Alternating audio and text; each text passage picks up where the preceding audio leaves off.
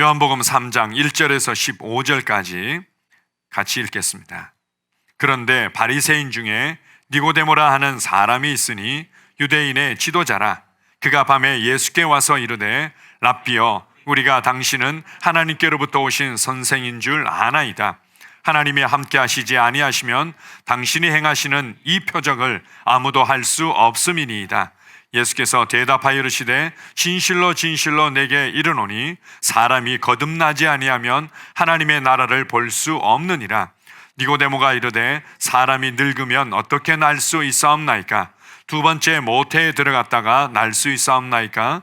예수께서 대답하시되 진실로 진실로 내게 이르노니 사람이 물과 성령으로 나지 아니하면 하나님의 나라에 들어갈 수 없느니라. 육으로 난 것은 육이요 영으로 난 것은 영이니 내가 내게 거듭나야겠다는 말을 놀랍게 여기지 말라. 바람이 임의로 불매 내가 그 소리는 들어도 어디서 와서 어디로 가는지 알지 못하나니 성령으로 난 사람도 다 그러하니라. 니고데모가 대답하여 이르되 어찌 그러한 일이 있을 수 있나이까? 예수께서 그에게 대답하여 이르시되 너는 이스라엘의 선생으로서 이러한 것들을 알지 못하느냐? 진실로 진실로 내게 이르노니 우리는 아는 것을 말하고 본 것을 증언하노라. 그러나 너희가 우리의 증언을 받지 아니하는도다. 내가 땅의 일을 말하여도 너희가 믿지 아니하거든 하물며 하늘의 일을 말하면 어떻게 믿겠느냐? 하늘에서 내려온 자 곧 인자 외에는 하늘에 올라간 자가 없느니라. 모세가 광야에서 뱀을 든 것 같이 인자도 들려야 하리니 이는 그를 믿는 자마다 영생을 얻게 하려 하심이니라. 아멘. 오늘 본문 말씀에 보면 니고데모라는 사람이 나오고 있습니다. 니고데모는 1절에서 보여주는 것처럼 바리새인이었고 그리고 유대인의 지도자였습니다. 그리고 10절에 보게 되면 예수님께서 이렇게 말씀하시죠. 내가 이스라엘의 선생이면서도 이것을 알지 못하느냐, 이렇게 말씀하셨는데요. 니고데모는 학식을 갖추고 있고 그리고 이스라엘 많은 사람들에게 학식으로 영향을 끼치는 선생이었다는 것을 보여주고 있습니다. 또한 그러한 가운데 사람들의 또 인정을, 사람들의 존경을 받았던 사람이고 그리고 유대인의 지도자라 이렇게 말하는데요. 당시에 이제 로마의 속국이었지만 또 로마가 이렇게 속국으로 삼은 나라들에게 어느 정도의 이제 자치권을 이제 주었습니다. 이스라엘도 마찬가지였죠. 그래서 이스라엘 나라를 어느 정도의 어떤 제한 가운데 이제 다스릴 수 있었는데 그 그룹이 무엇인가 하면 사내들인 공의회였습니다. 사내들인 공의회가 71명의 사람들로 구성되어져서 이제 그들이 이제 나라에 필요한 여러 가지 것들을 이렇게 했었습니다. 물론 이제 사법에 관한, 재판에 관한 부분들의 거의 대부분은 로마 총독에게 있었지만 사내들인 공회에서 많은 것들을 이렇게 의논하고 결정하고 또 그렇게 백성들에게 영향을 주었습니다. 그렇다면 한편으로 그에게 이제 권력이 있었다는 것을 알 수 있습니다. 우리나라로 따지면은 이제 뭐 입법부라고도 할 수 있고 또 어느 정도의 또 행정부의 어떤 역할들을 사내들인 공회가 하고 있었는데 거기에 한 사람이었다고 알려줍니다. 그뿐만 아니라 요한복음 19장 39절에서 40절을 보게 되면 일찍이 예수께 밤에 찾아왔던 니고데모도 모략과 침향 섞은 것을 100리트라쯤 가지고 온지라 이에 예수의 시체를 가져다가 유대인의 장례 법대로 그 향품과 함께 세마포로 쌌더라.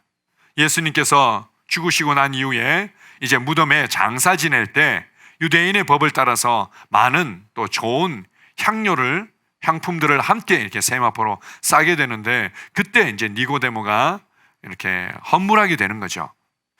이것을 통해서 볼 때 니고데모의 그 재산은 어느 정도 이렇게 부유하고 또 넉넉함을 누리는 수준이었음을 볼 수 있습니다. 그렇게 따지면 니고데모는 정말 모든 사람들이 살기를 원하는, 모든 사람들이 또 누리기를 원하는 그런 부러워할 만한 인생을 살아갔음을 잘 알 수 있습니다.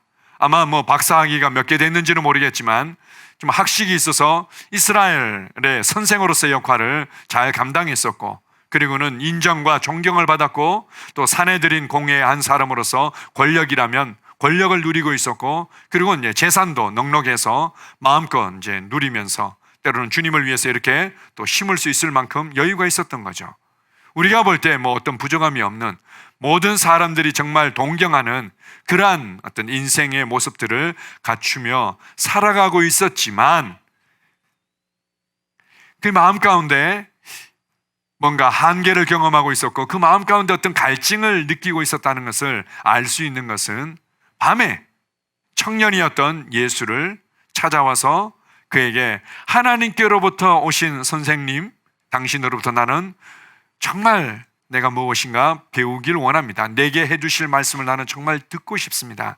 이런 심정으로 예수님을 찾아온 내용이 오늘 본문 말씀에 나오고 있습니다. 우리가 정말 내가 눈에 보이는 것들 그리고 내가 없다고 여기는 것들을 얻기 위해서 달려갈 때는 사실 잘 못 느낄 수도 있습니다. 막 열심히 뭔가 아이들끼리 놀고 또 축구하고 막 장난치고 이럴 때는 다친 줄도 모르고 그냥 그렇게 하다가 이제는 게임이 다 끝나고 나서 그리고 뭐 이러한 상황들이 다 종료되고 나면은 갑자기 막 통증이 밀려오는 경우들이 있죠. 아, 내가 언제 다쳤지? 왜 이렇게 지끈거리지? 왜 이렇게 피가 나지? 뭐 이렇게 이제 느끼는 경우들이 있는 것처럼 니고데모 같은 경우 이제 어느 정도의 안정된 삶을 누리고 났더니 이게 전부가 아닌데 라면서 그 안에 이제 갈증이 있었던 거죠. 그리고는 그가 예수라는 청년이 이러한 일들을 했다고? 그 전에 보게 되면 예루살렘 성전에 들어가서 이 노끈을 만들어서 많은 사람들을 내쫓습니다. 내 아버지의 집은 만민이 기도하는 집이거늘 너희가 이 강도의 소굴과 도적의 소굴로 만들었구나 이러면서 이 환전하는 사람들이나 뭐 여러 가지 매매에 관련돼 가지고는 이윤을 남기면서 그것에 집중되어 있는 사람들을 다 쫓아버립니다. 그리고 또한 사람들을 예수님께 나와서 주님 내가 이런 질병으로 고통받고 있습니다 할 때 예수님께서 그들을 고쳐주시죠. 이러한 것들을 직접 목격을 했든지 아니면은 이제 소문으로 들었든지 들을 때 이 사람이구나. 이 사람을 통해서 내가 무엇인가 답을 들을 수 있겠구나. 이 사람이 뭔가 나의 인생의 다음 단계에 무엇인가를 말씀해주고 보여줄 수 있지 않을까? 이런 마음 가운데 그가 발걸음을 내디뎌서 예수님을 찾아옵니다. 우리가 많은 경우에 어떤 사람들은 뭔가 우리가 볼 때 남부럽지 않은 좋은 인생을 살아가는 것 같은데도 그 사람이 결국 자기 깊은 속에 있는 얘기를 할 때 들어보면 그 막연한 불안감을 가지고 있습니다. 그냥 돈이 없어서 불안한 것도 아니고 뭔가 내가 뭐 질병에 고통받아서 불안한 것도 아니고 관계에 뭐 문제가 있어서 불안한 것도 아니고 내 삶이 뭐 어떻게 될 것 때문에 불안한 것도 아니고 그냥 나도 모르게 깊은 속으로부터 계속해서 이렇게 올라오는 그 불안감이 있는 거죠. 내가 원하는 무엇인가 채워진다고 해서 사라지는 것도 아니고 그래서 철학자들은 이것을 실존적인 어떤 불안감, 존재론적인 불안감, 존재론적인 고독 뭐 이렇게 이제 해석하기도 하지만 궁극적으로 하나님과 관계가 단절되어졌을 때 하나님만이 채울 수 있는 그 하나님의 임재, 하나님만이 채울 수 있는 그 하나님의 말씀의 능력, 하나님만이 채우시고 보여줄 수 있는 그 인생의 목적과 방향을 잃어버렸을 때 누구나 사람들 안에는 이 공허감, 이 불안감이 자리 잡을 수밖에 없었던 거죠. 어떤 사람들은 좀 그런 부분입니다. 자기가 원하는 것들을 위해서 열심히 달려와서 뭔가 잡은 것 같은데 잡히지 않는 그 공허감, 이게 인생의 전부일까? 이렇게 사는 게 정말 참된 인생일까? 그 다음에는 나는 뭘 어떻게 살아야 되지? 어떻게 해야 되지라는 그 막막함과 이 공허감을 사람들은 가지고 있죠. 때로는 어떤 사람들은 남편과 아내와 늘 이렇게 좋은 관계를 맺고 사랑을 받고 사랑을 해줍니다. 자녀들을 통해서 또 사랑하고 사랑을 받고 또 주변의 관계에서도 전혀 문제가 없는데 왠지 그냥 혼자인 것 같고 세상에 그냥 나 혼자 남겨진 것 같은 그 깊은 속에서 올라오는 외로움이 있는 거죠. 내가 왜 외롭지? 사랑하는 사람이 있고 사랑하는 자녀들이 있고 사랑하는 가족이 있고 또 사랑하는 친구들이 있고 그리고 내가 얼마든지 안정적으로 관계를 맺어가며 활동하고 또 내가 베풀고 또 섬김을 받기도 하는데 깊은 속에서 느껴지는 혼자인 것 같은 그런 외로움이 있는 거죠. 이 모든 것들을 정말 하나님은 알고 계시고 그리고는 니고데모의 마음을 만지셨던 거죠. 그 니고데모가 그런 분이 계신다는 소식을 듣고는 이제는 발을 내딛습니다. 그래서 예수님을 찾아오게 되죠. 요한복음 3장 2절을 다시 한번 읽어보겠습니다. 그가 밤에 예수께 와서 이르되 랍비여 우리가 당신은 하나님께로부터 오신 선생인 줄 아나이다. 하나님이 함께 하시지 아니하시면 당신이 행하시는 이 표적을 아무도 할 수 없음이니이다.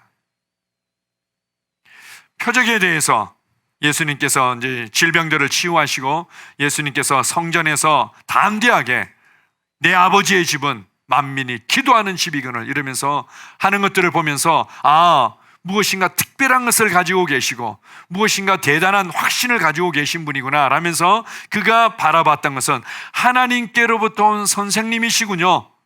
그렇다면 내가 하나님께로부터 온 메시지를 들을 수 있겠군요.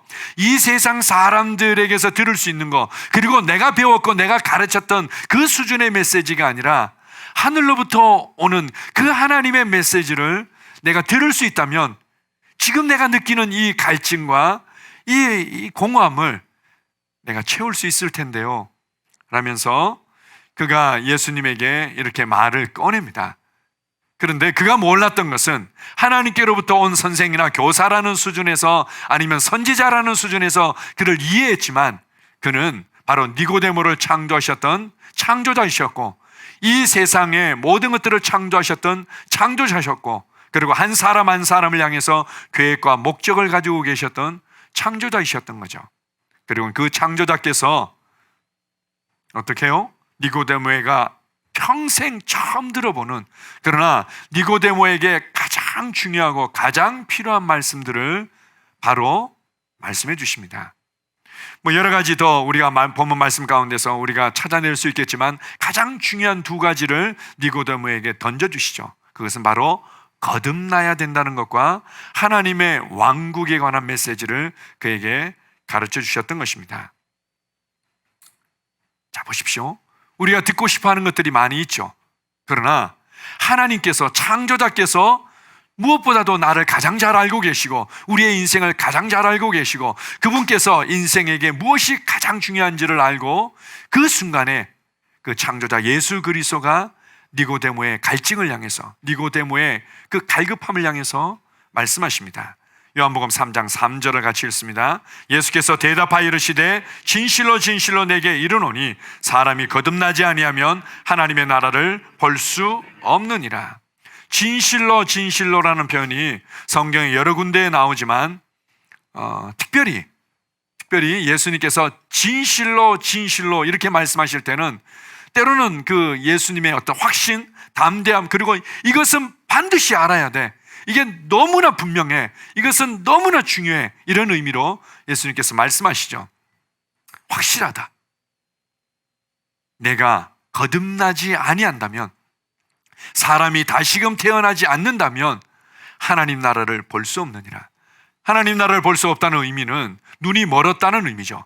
눈이 멀어서 볼 수 없다는 것입니다. 이 세상에 느껴지고 경험되어지는 삶이 전부인 것처럼 그냥 그렇게 살아갈 수밖에 없는 것입니다. 우리의 영이 죽어 있을 때 우리는 정말 하나님의 나라, 하나님의 임재, 하나님의 능력, 하나님의 만지심, 하나님의 어떤 계획과 목적 가운데 역사하시는 이 모든 것들을 결국 볼 수가 없는 거죠. 눈에 보이는 것이라고는 온통 이렇게 좀 더 많이 소유해야 돼. 좀 더 내가 이렇게 좋은 지위 가운데 올라가야 돼. 내가 이렇게 좀 더 내 삶에 이러이러한 안정된 또 조건들이 갖춰져야 돼. 이거 외에는 눈에 보이는 것이 없는 겁니다. 우리가 뉴스를 봐도 그것만 보이고 사람들의 얘기를 들어도 오직 그것만 보이고 이 모든 세계 다음에 이 너머에 있는 그 속에 있는 하나님의 왕국, 하나님의 일하심에 대해서는 볼 수 없는 거죠. 그래서 무엇보다도 거듭나야 된다. 거듭난다는 것은 우리가 너무나 많이 들었던 또 단어 중에 하나이고 내용이지만 이것은 다시금 태어난다 이런 의미입니다. 이 다시금 태어난다는 것에는 크게 두 가지의 의미가 있습니다. 하나는 무엇인가 하면 부모님으로부터 육체적으로 한번 태어난다는 의미죠. 그래서 부모님에게 물려받은 어떤 그런 기질, 성품, 그리고 부모님이 가지고 계신 그 기질과 성품에 의해서 만들어진 가정의 문화, 가정의 가치, 그냥 거기서 이제 살아가면서 그 수준에서 노력하고 수고하고 애쓰면서 살아갔는데, 그래서 때로는 어떤 사람들은 원망하고 불평할 때가 많이 있는 거죠. 나는 왜 이런 부모님 밑에서 태어나서, 그리고 나는 왜 이런 가정 환경에서 자라나서 나는 이렇게밖에 살지 못했나. 누구는 아빠 찬스도 마음껏 쓰고 누구는 엄마 찬스도 마음껏 써가지고는 저렇게 살아가고 있는데 라면서 부모님을 원망하기도 하고 비교하기도 하고 낙심하기도 하고, 이것은 뭐 결국 사회적인 부조리와 구조 때문이다, 뭐 이렇게 해가지고는 엉뚱한 방향으로 인생을 허비하기도 하고 그렇게 되어지는 거죠. 그 상황에서 다시금 아니, 모든 사람들에게 공평하게, 모든 사람들에게 동일한 은혜가 주어지는데, 그것은 하나님의 생명과 본성으로 다시금 태어나는 것이다. 다시금 새로운 인생을 살 수 있는 기회가 모든 사람에게 열려진 거죠. 그래서 내가 한 번은 부모님으로부터 육체적으로 태어나고, 그리고 한 번은 영적으로 하나님 아버지로부터 다시금 태어나게 되는 거예요. 이것을 거듭남이라고 얘기를 합니다. 그러나 동시에 좀 더 거듭남에 대한 영적인 의미는 무엇인가 하면은, 내가 태어날 때 내가 느끼든 느끼지 못하든 인정하든 인정하지 않든 예수님께서 요한복음 8장에서 이렇게 말합니다. 너희는 너희 아비 마귀에게서 났으니, 우리가 처음 이 땅에 태어날 때는 마귀의 생명과 본성을 받은 어둠의 아들로, 마귀의 자녀로 한번 태어났는데, 이제는 빛의 생명인 하나님 아버지로부터 다시금 하나님의 아들로 태어나는 것, 이것을 거듭남이라고 얘기합니다.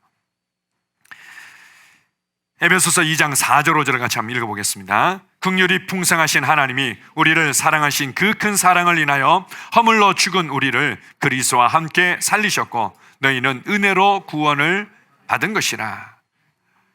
우리가 거듭나지 아니할 때 하나님 나라를 볼 수도 없고, 그리고 그 나라 안에 들어갈 수도 없는 거죠.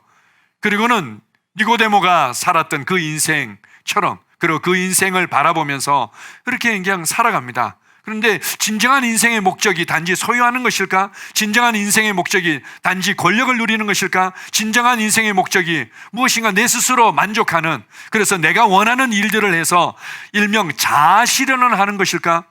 많은 사람들이 자아를 실현하면은 인생에 정말 어떠한 부족함도 없고 만족할 거라고 생각해서 정말 내가 좋아하는 일, 내가 잘하는 일, 그러면서 다른 사람에게 도움을 줄 수 있는 일, 그 일이 뭘까를 찾습니다. 그리고 그것을 찾았을 때 뭔가 자아를 실현한 것 같지만, 그럴지라도 깊은 속에 있는 이 공허와 깊은 속에 있는 이 불안과 깊은 속에 있는 이 외로움은 그 무엇으로도 해결할 수가 없는 거죠. 그래서 결국은 이사야서 53장에서 말하는 것처럼 길을 잃은 양들처럼, 여기가 정말 내가 걸어가야 될 나의 집일까? 여기가 내가 걸어가야 될 나의 길일까? 길을 잃은 양들처럼 각기 제 길로 걸어가면서 당하는 그런 공허와 혼란과 상처와 어려움들을 하나님께서 불쌍히 여기셨다. 긍휼이 풍성하신 하나님이라는 의미를 한마디로 얘기하면은 너무 마음 아파하시면서 불쌍히 여기셨다는 거죠.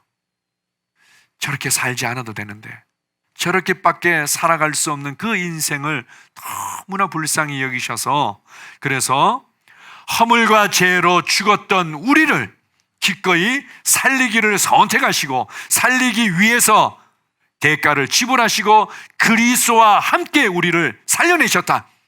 그리스도와 함께 우리를 살려내셨다. 예수 그리스도께서 십자가에 못 박히시고 죽으실 때 우리를 그리스도 안에 두셔서 함께 우리의 옛사람과 우리의 옛사람에 속한 모든 인생을 끝내시고, 그리고 예수 그리스도께서 지옥으로 버려지실 때 우리도 예수 그리스도 안에서 함께 지옥으로 버려지고, 그리고 예수 그리스도께서 이제는 모든 공의의 대가를 다 지불하시고 하나님의 공의가 만족되어질 때 우리도 그리스도 안에서 하나님의 공의가 만족되어지고, 그리고 예수 그리스도께서 이제는 영광의 주로 부활하실 때 예수 그리스도 안에서 우리도 함께 일으켜진 거죠. 함께 살려내셨다. 허물과 죄로 죽었던 너희를 긍휼이 풍성하신 그 하나님께서 그리스도와 함께 살려내셨다. 얼마나 놀랐습니까? 자, 요한복음 3장 5절에서 6절을 같이 한번 읽습니다. 예수께서 대답하시되 진실로 진실로 내게 이르노니 사람이 물과 성령으로 나지 아니하면 하나님의 나라에 들어갈 수 없느니라. 육으로 난 것은 육이요 영으로 난 것은 영이니. 예수님께서 다시 한번 말씀하십니다. 내가 진실로 니고데모야, 내가 진실로, 이것은 영원토록 변함없고 확실하고 너에게 가장 중요한 거야. 인생에 있어서 정말 필요한 것은 물과 성령으로 다시금 태어나는 거야. 나는 너희들을 그렇게 다시금 태어나도록 나는 돕기를 원한다.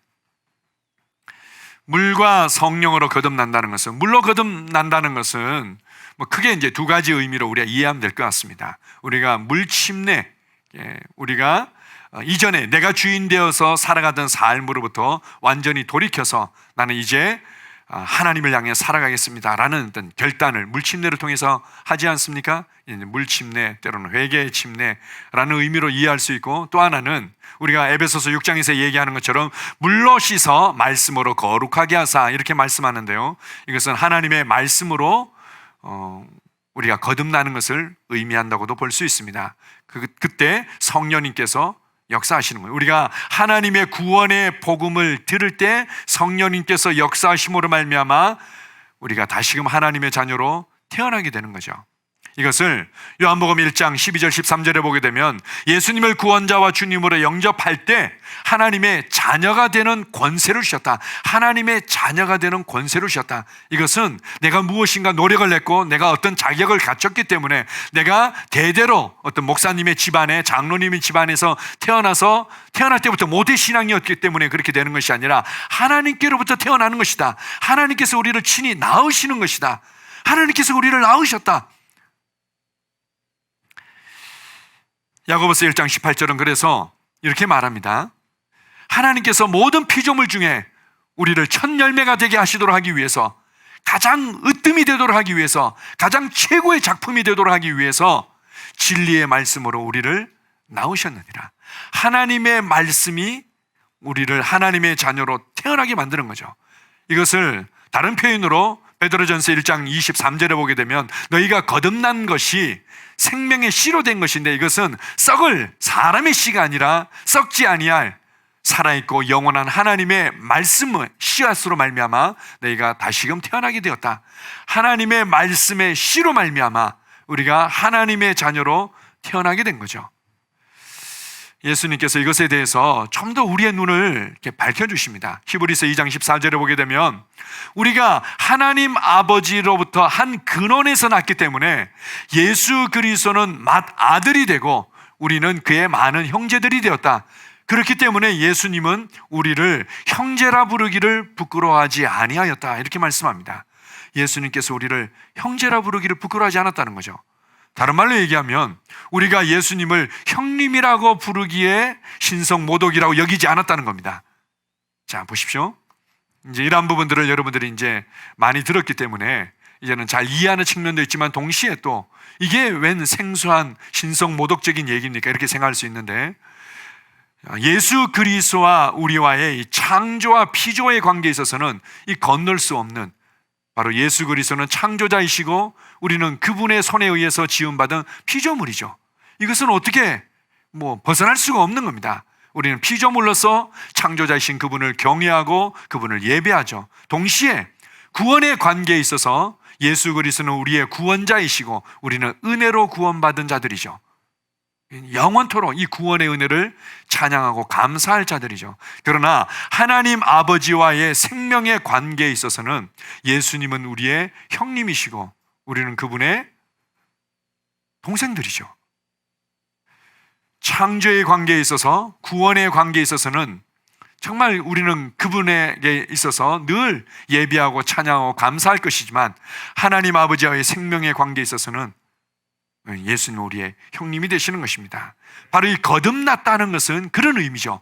하나님의 생명과 본성으로 말미암아 우리는 하나님의 자녀로 다시금 태어난 것이다. 고린도서 5장 17절은 이렇게 말합니다. 그런즉 누구든지 그리스도 안에 있으면, 이제는 그리스도 안에 있으면 새로운 피조물이다. 그리스도 안에서 우리는 하나님의 손에 의해서 새롭게 창조되어졌다. 이전 것은 지나갔으니 보라 새 것이 되었다. 니고데모야, 너는 네가 무엇인가 다른 사람들에게 인정받을 만큼 네 스스로를 수양하고, 그리고 다른 사람에게 존경받는 인물로 나타나고, 그리고는 하나님 앞에서 뭔가 인정받기 위해서 애를 쓰는 것으로 네 삶이 온전히 전진하진 않아. 결국은 새롭게 태어나서 새 것이 되어야만 돼. 헌 것을 보수한다고 해서 그것이 하나님께서 기뻐하는 작품이 되는 게 아니야. 그것은 버려버리고 완전히 너는 새로운 작품, 새로운 가죽 부대가 되어야만 돼. 이렇게 말씀하셨던 것입니다. 자, 베드로후서 1장 3절은 그래서 우리가 구원받고 난 이후에 하나님의 자녀로 다시금 거듭났을 때, 그때 생명과 경건에 속한 모든 것을 받음으로 말미암아 우리는 새로운 삶을 살게 되었다. 자, 보십시오. 우리가 이제 이러한 말씀들을 듣다 보면 우리가 굉장히 이 말씀들이 때로는 교리적으로, 어떤 좀 더 소극적인 사람들에게는 왠지 이론적으로 어떤 의미인지는 알겠어요. 기독교라는 게 어떤 의미인지는 알겠어요. 새로운 피조물의 실제라는 게 어떤 의미인지는 제가 조금 알겠어요. 이렇게 이제 받아들이는 수준에서 멈출 수 있습니다. 그런데 실제로요, E.W. 케뇨 목사님께서 새로운 사랑이라는 책을 쓰면서 예수 그리스도를 믿지 않는 많은 사람들에게 이 책을 많이 권면을 했었습니다. 왜요? 그들의 삶 자체가 너무 어려운 거예요. 그들이 정말 사랑하려고 그러고 이 갈등을 해결하려고 그러고 다른 사람을 이해하려고 그래도 이 너무 어려운 거죠. 남편을 이해하고 아내를 이해하고 자녀들을 이해하고 사랑하고 섬기고 주변에 있는 사람들의 관계를 풀어가려고 애는 쓰지만 넘어설 수가 없는 거예요. 그러니까 늘 마음 가운데 갈등이 있고 혼란이 있고 미움이 있고 상처가 있고 우울함이 있고 관계를 두려워해서, 이 시대가 그렇지 않습니까? 혼밥, 혼술, 혼 이렇게 해가지고는 너무 많은, 이 관계가 너무 두렵고 어려운 거죠. 때때로 이제 그러한 것들이 우리 가운데 밀려올 때도 있습니다. 세상의 가치와 문화와 정보에 의해서 우리도 이제 영향을 이제 받을 때가 있는 거죠. 그런데 아니다. 이것을 이길 수 있고, 이것을 뛰어넘을 수 있고, 이것을 주도할 수 있고, 이것을 변화시킬 수 있는 새로운 사랑이 우리 가운데 주어질 수 있다. 어떻게요? 그 사랑이 어디 있는데요? 그것은 네가 예수님을 구원자와 주님으로 영접할 때, 거듭날 때 네 안에 새롭게 부어지는 것이다. 그 사랑을 이제 네가 알고 누리면 된다. 많은 사람들이 이 사랑을 얻기 위해서 여기 가서 가르침을 받고 저기 가서 수양을 하고 여기 가서 뭔가 애를 쓰지만, 그게 아니라 거듭나는 순간 그 사랑의 셈이 우리 가운데 있는 거죠. 이 사랑의 우물이 우리 안에 세워져서 이제 우리가 어떻게 이것을 길어내는지만 알면 되는 겁니다. 내 안에 부어진 이 사랑의 셈이, 내 안에 부어진 이 평강의 셈이, 내 안에 부어진 이 새로운 기쁨이, 내 안에 부어진 이 새로운 믿음과 새로운 능력이 어떻게 내 안으로부터 흘러나오는지를 알고 발휘하면 되는 거죠. 자, 보십시오. 세상에 많은 사람들, 또 저희들도 은연중에 그렇게 반응할 때가 많이 있습니다. 평강을 잃어버릴 때가 많은 거죠. 왜요? 자녀들이 잘 되면은 너무 좋아, 마음이 편안해.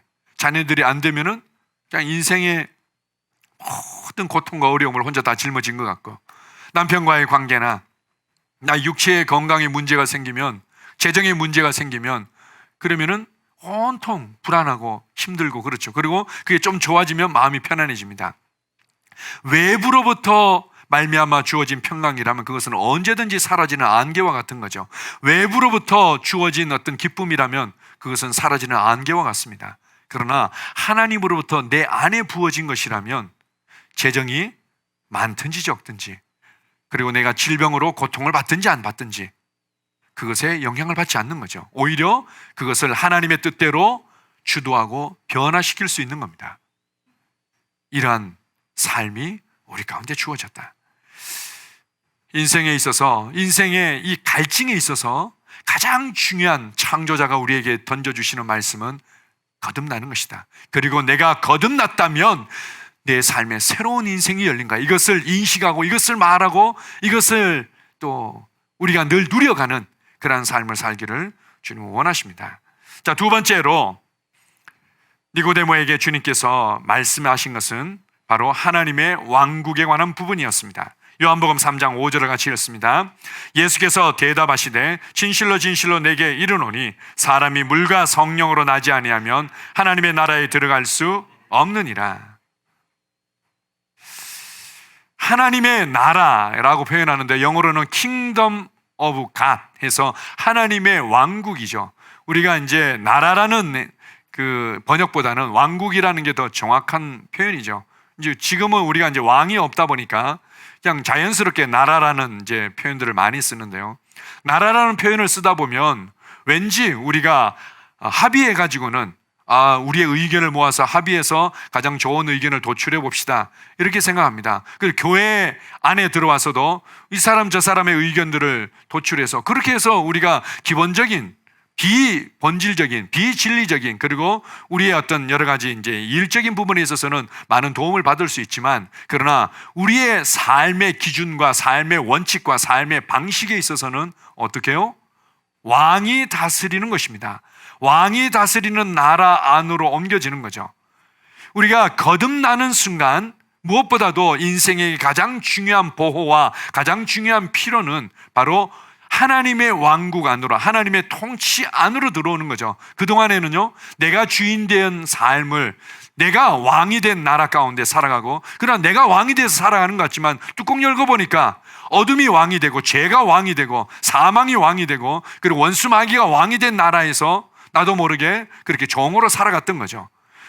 나의 실제적인 신분은 종인데 스스로 눈이 가려져서 내가 왕인 것처럼, 내가 내 인생의 주인인 것처럼 그렇게 살아갔는데, 이제는 어떻게 해요? 인생의 가장 중요한 필요는 네가 주인 된 인생이 아니라 하나님이 왕으로서 다스리시는 인생이고 그 나라 안으로 옮겨지는 것이다. 주님께서 그걸 말씀하신 것입니다. 하나님의 이제 왕국이라는 것은 뭔가 하늘에 있는, 우리가 일면 천국이라고 얘기하는 죽어서 가는 그 나라를 생각하는데, 그것이 아니라 하나님의 왕국이라는 것은 하나님의 통치의 영역이죠. 하나님께서 통치하시고 다스리시는 영역, 이게 하나님의 왕국인 것입니다. 그래서 하늘에 있을 뿐만 아니라 이 땅에도 있고 우리 영 안에, 이 다 이제 하나님의 이제 다스림이 있다면 그것은 왕국인 거죠. 왕국. 좀 더 이제 적극적으로 성경에서 더 많이 보여주는 것은 이 땅에서 경험하는 하나님의 통치의 실제, 이것이 바로 하나님의 왕국입니다. 우리가 거듭날 때 바로 이 땅에서 하나님께서 다스리시고 하나님께서 왕으로서 통치하시는 그 영역의 실제 안으로 들어가는 겁니다. 그렇다면 우리의 삶이 이전과 같을 수 없다. 그리고 그 통치 안에서 살아가는 삶을 우리가 배워가는 것이다. 이걸 이제 보여주고 있습니다. 우리가 이제 왕국하면 무엇보다도 왕을 경외하는 삶을 우리가 알아가는 것이고, 그리고 왕의 법이 있다면 그건 이제 왕의 말씀이겠죠. 왕의 법, 곧 하나님의 말씀이 다스리는 삶을 알고 인식하고 그것을 살아가는 것입니다. 많은 사람들 가운데 어려움이 있습니다. 우리가 이제 우리의 삶들을 자세히 보게 되면 다른 사람들의 눈에는 조금 더 여유가 있느냐 없느냐, 그리고 집이 좀 더 좁으냐 넓으냐, 그리고는 좋은 어떤 차를 타냐 안 타냐, 또 이 사람이 어떻게 씀씀이가 요만큼 있냐, 안 그러면 넉넉하고 훨씬 많으냐, 온통 이 사람은 성격이 좋으냐 나쁘냐, 이런 쪽에 우리한 관심이 많습니다.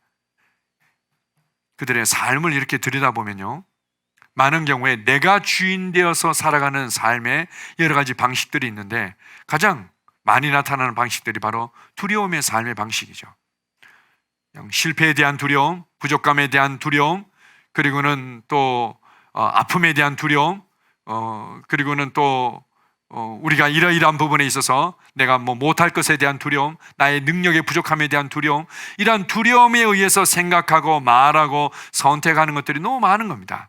그냥 두려움에 의해서 상상하면서 내 삶을 제한하면서 살아가는 것들이 너무 많은 거죠.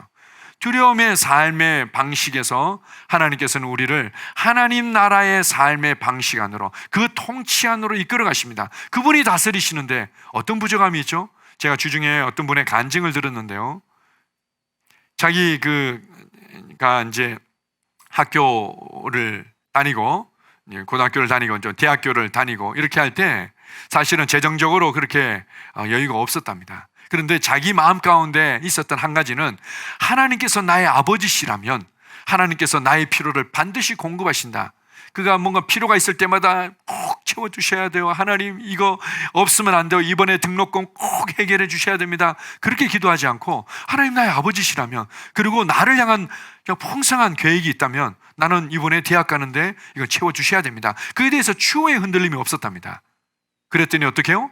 하늘에서 돈다발이 떨어져서 갑자기 자기 방에 돈이 생겼더라, 이게 아니라 그랬더니 정말 자기 부모님이 정말 놀랍도록 그 현장에서, 그리고 아시는 분을 통해서, 그리고 사업의 장을 통해서 그 길이 열려서 그때가 되면, 등록금을 낼 때가 되면은 희한하게 훨씬 더 충분하게 공급이 되어지고 그래서 자기가 공부하는 데 있어서, 그리고 자기가 하고 싶어 하는 것에 있어서 부족함이 없었다는 겁니다. 많은 사람들의 삶의 방식은 두려움을 중심으로 해서 그들의 삶을 만들어 가죠. 그러나 하나님의 통치 안으로 옮겨질 때 그 통치 안에서 어떻게 해요? 우리는 자유할 수 있습니다. 담대할 수 있는 거죠. 또한 이 땅의 삶의 방식은 부족함에 대한 삶의 방식에 의해서 그런 관계가 만들어 갑니다. 제가 1부 예배 때만 얘기하고 2부 예배 때는 얘기를 안 하려고 그랬는데 부족함 얘기가 나오니까 제가 또 삼겹살 얘기를 안 할 수가 없네요. 제가 여러 차례 말씀을 드렸는데, 부족함의 어떤 삶의 방식들은 왠지 사람들을 좀 긴장시키고 어느 순간 자꾸 이제 화나게 만드는 거죠. 제가 이제 방배동 반지하에서 살 때요, 그냥 아득하게 간신히 유지해 가거나 안 그러면 늘 항상 이 부족한 어떤 상태가 있었습니다. 그러다 보니까 항상 그에 대한 이제 스트레스가 있는 거죠. 스트레스가 있다 보니까 거기서 내가 좀 더 믿음을 발휘하고 그리고 나의 직장에 대한 상황들을 얼마든지 하나님의 지혜로 바꿀 수 있고 도전할 수 있고 그런 건 생각하지 못하고 이나마 내가 직장 생활 하는 것만 해도 감사하다. 그냥 이게 사실은 부족함의 삶의 방식 중에 하나였죠. 그리고는 이제 생활을 하다 보면은 이제 가장으로서의 재정적인 압박을 받는데, 뭐 저희 아내가 오늘은 밖에 나가서 이렇게 먹었으면 좋겠어요, 이렇게 얘기하면은 참죠. 꾸역꾸역 참다가, 그러다가 어느 순간 당신 때문에 항상 돈이 부족하다가 외식비만 줄여도 얼마나 줄일 수 있는데 지금, 이러면서 이제 아내에 대해서 그렇게 하는 이유가 온통 그렇게 생각하고 바라보고, 한 번은 제 아내가 반지하에서, 이 냄새나는 이 반지하에서 공기도 탁하고 그리고 아이들하고 지지고 볶는 데서 나가서 좀 여유 있게 식사를 하고 싶은 거예요. 그날따라 이제 삼겹살이 먹고 싶었는데 삼겹살 먹으러 좀 나갔으면 좋겠다. 그러니 제가 그냥 인상을 쓰면서 가만히 있었죠. 근데 삼겹살이 먹고 싶다 그러는데 제가 또 한 소리를 했습니다. 그래, 그러면은 내가 사올게. 사오면 이거 가지고 뭐 우리 2번, 3번 먹을 수 있겠네. 그래가지고 내가 사오겠다 그러니까 이제 제 아내가 이제 펑 터진 거죠. 이런 삶 자체가 그냥 집안에서 연기 피우면서 애들 그냥 복닥대면서 이렇게 하면서 또 그 한 푼 아끼겠다고, 그런 삶 자체가 너무 구질구질하게 낮게 여겨지는 거죠. 그래서 제 아내가 우는데 그때 저희 장모님이 전화가 온 거예요. 그래, 잘 지내냐 이런데, 엄마 이러면서 제 아내가 우는데 무슨 일이냐 이랬더니 사위가 삼겹살 안 사준대. 그래서 저희 장모님이 사위 좀 바꿔달라고 그래가지고 저한테 바꿔주시더라고요. 그래서 사위 미안하네, 삼겹살 좀 사주게. 제가 그랬던 기억이 납니다.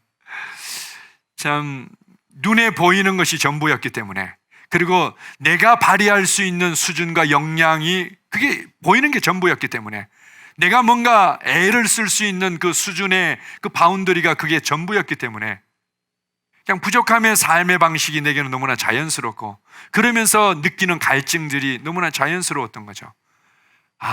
인생은 이 땅에서 뭔가 좀 더 소유하기 위해서, 좀 더 지금의 삶을 개선시키기 위해서 애쓰는 것이 필요한 것이 아니라 하나님의 통치 안으로, 하나님께서 다스리시는 그 말씀의 통치 안으로 옮겨지는 것, 그 나라 안으로 들어가는 것이 중요한 것이고, 그것을 위해서 반드시 사람들은 거듭나야만 되는 거죠. 새로운 생명과 번성으로 태어나야만 했던 것입니다. 인생에게 가장 필요한 것은 바로 이렇게 하나님의 왕국인 거죠. 로마서 14장 17절을 보게 되면 하나님의 나라는 눈에 보이고 인간이 할 수 있는 그런 것이 아니라 이제 성령 안에서 우리의 영 안에 먼저 임하는 것이고, 이것은 의의 통치, 평강의 통치, 희락의 통치다. 성령 안에서 누리는 의와 평강과 희락이다. 이렇게 말씀합니다. 질병과 사망의 삶의 방식을 우리가 이제 거절할 수 있고, 미움과 분열의 삶의 방식을 우리가 거절해야만 되고 거절할 수 있습니다. 그분이 다스리시는데 그것을 우리가 인식하고 말할 때 우리의 삶은 그분의 통치 안에서 안전합니다. 그리고 이 세상의 삶의 방식에 대해서 우리가 이제는 노할 수 있는 거죠. 그리고는 내 안으로부터 우리 가정 가운데, 그리고 내가 만나는 사람들에게 이 하나님의 통치를 확장해 갈 수 있는 겁니다. 이것이 바로 그의 나라를 구하는 거죠. 그의 나라가 내 안에서, 그리고 나의 관계 안에서, 나의 세상에서 그 다스림이 확장되어 가도록. 그렇다면 우리의 삶에서 우리의 좀 점검해 볼 필요가 있는 겁니다. 많은 사람들이 연애하는 방식들이 있죠.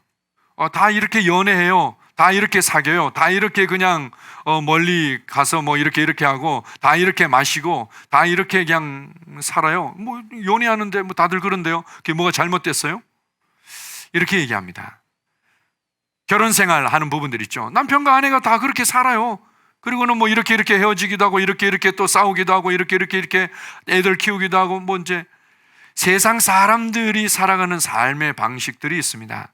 하나님의 통치 안으로 옮겨지는 순간 이제는 성령님께서 우리를 가르쳐 주시죠. 자, 보십시오. 여러분의 삶이 정상이라고, 다른 사람들이 살아가는 삶이 정상이라고, 그리고 법에 저촉되지만 않으면 정상이라고 그렇게만 여기지 마십시오. 뭐 완벽한 사람이 어디 있습니까? 완벽하라고 말씀드리는 것이 아니라 하나님의 왕국 안으로 옮겨진 것을 인식하라는 것입니다. 그리고 그 말씀이 다스리는 삶이 무엇인지를 인식하라는 거죠. 돈을 버는 방식들이 있습니다. 제가 그런 것들을 제가 한번 생각한 적이 있었는데요. 이제 온통 이제 경제가 어렵다고 그러고, 지금 이제 한국의 어떤 이제 뭐 주식 시장은 그래도 괜찮게 유지되고 있다고 그러지만 조만간에 폭락하거나 안 그러면 굉장히 어려움을 겪을 수 있다. 이런 어떤 뉴스나 정보들이 훨씬 더 많은 거죠. 그런데 제가 뭐 들은 얘기가 있어가지고는 그런 생각이 들었습니다. 와, 그러면은 뭐 주식이 떨어질 때 뭐 이렇게 사는 뭐 어떤 뭐가 있다면서 뭐 주식인지 펀드인지 그거 왕창 사놓으면은 뭐 주식이 그냥 확 떨어졌을 때 그 사람은 엄청 돈을 벌겠네. 그리고 뭐 미국에 뭐 어떤 사람들 그렇게 돈을 벌었다고 그러는데, 와, 그거 많이 해도 되겠다. 제가 이제 그걸 생각을 하는데 순간 성령님께서 저한테 그렇게 가르쳐 주시는 거예요. 그렇게 돈 버는 것이 뭐 나쁜 것은 아니지만 그것이 하나님 나라의 삶의 방식이냐. 기업들이 잘 되고, 기업들이 가치를 인정받고, 기업들이 정말 사람들을 위해서 만들어낸 그 제품들이 유용하게 잘 팔리고 해서 기업과 함께 그 가치가 인정받아져서 그것에 대한 배당을 함께 누리는 거죠. 그런데 기업이 안 돼, 쫄딱 망해, 그리고는 더더욱 뭐 잘 안 돼, 그렇게 해서 기업이 안 됨으로, 한국의 경제가 안 됨으로 말미암아 내가 돈을 벌게 돼서, 이것은 하나님 나라의 삶의 방식이 아닌 거죠. 그렇다면 주님, 알겠습니다. 돈을 버는 방식에 있어서도 우리가 하나님 나라의 방식을 따르는 것이 무엇인지를 제가 다시 한번 생각하겠습니다. 자, 그랬던 계기가 있었습니다. 성공하는 방식이 있고 우리가 살아가는 삶의 방식들이 있지만 하나님 나라의 삶의 방식이 무엇인지를 말씀을 통해서 성령님께서 가르쳐 주십니다. 우리의 양심을 통해서 성령님께서 가르쳐 주시고, 또한 내적인 음성을 통해서 성령님께서 가르쳐 주시죠. 그래서 왕국이 있고, 왕국의 통치가 있고, 왕국의 실제가 있고, 왕국 안에서 살아가는 삶이 있구나. 인생에게 있어서 가장 중요한 것은 바로 이것이구나. 마지막으로 시편 1편 1절 2절을 같이 읽습니다. 복 있는 사람은 악인들의 꾀를 따르지 아니하며 죄인들의 길에 서지 아니하며 오만한 자들의 자리에 앉지 아니하고 오직 여호와의 율법을 즐거워하여 그의 율법을 주야로 묵상하는도다. 아멘. 복 있는 사람은 악인들의 꾀를 따르지 않고 죄인들의 길에 서지 않고 오만한 자들의 자리에 앉지 않는다.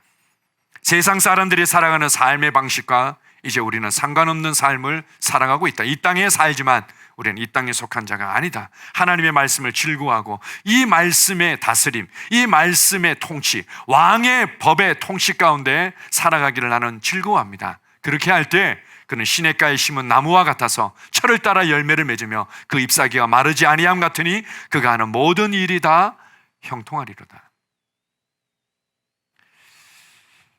여러분이 거듭났다면, 거듭남으로 말미암아 하나님의 나라를 볼 수 있고 그 왕국 안으로 옮겨졌다면 이제는 그러한 삶의 방식 가운데 살아가기를 즐거워하십시오. 왕의 법 아래에 다스려지기를 즐거워하십시오.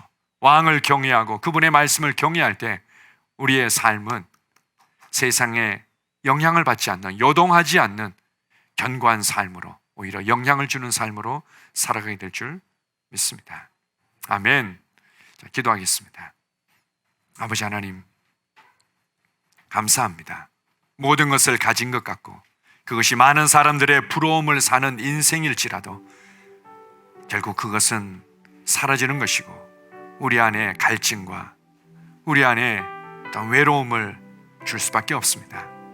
그러나 하나님으로부터 말미암은 하나님의 통치 안에서 누리게 된 공급과 풍요와 하나님의 아버지의 사랑과 보호 안에서 누리게 된 그런 강건함과 열정과 승진들은 그 무엇도 빼앗아갈 수 없습니다. 사람들이 오해한다고 빼앗아갈 수 없습니다. 그리고 내 주변의 경제와 상황들이 흔들리고 잘못된 정보들이 계속해서 우리에게 들려진다 하더라도 우리의 평강을 빼앗아갈 수 있는 것은 없습니다. 나의 기쁨을 빼앗아갈 수 있는 것은 없습니다. 나의 열정과 나의 사랑을 빼앗아갈 수 있는 것은 없습니다. 나는 하나님의 생명으로 다시금 태어났고 하나님의 왕국 안에서 살아가고 있기 때문입니다. 예수님께서 창조자로서 니고데모의 인생에 가장 중요하고 가장 필요한 말씀으로 그를 흔들어 깨우시며 그의 눈을 열어주심을 감사합니다. 거듭나는 것만이 인생에 있어서 가장 중요하며 하나님의 왕국 안으로 옮겨져서 그 왕의 통치 안에 살아가는 것이 가장 중요하다는 것을 보여주심을 감사합니다. 나는 이것을 인식하고 말하며 믿음으로 늘 반응하며 살아갈 것입니다. 나를 통해서 그 나라가 보여지고 나를 통해서 그 왕국이 확장되는 것에 나는 하나님과 함께 동역하며 살아갈 것입니다. 예수님 감사합니다. 예수님 이름으로 기도합니다. 아멘.